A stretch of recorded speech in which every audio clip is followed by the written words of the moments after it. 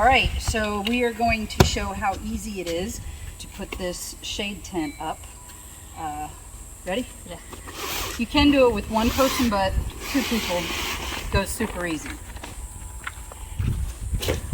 And then just grab a corner. Bring it.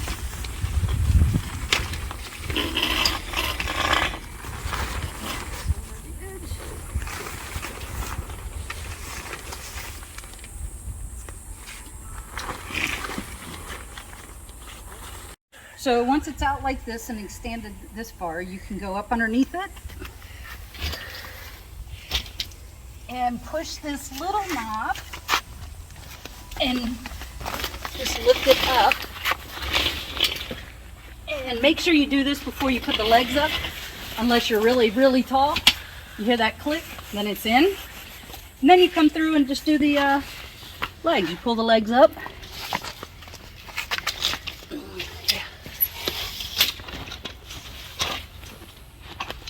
Boom.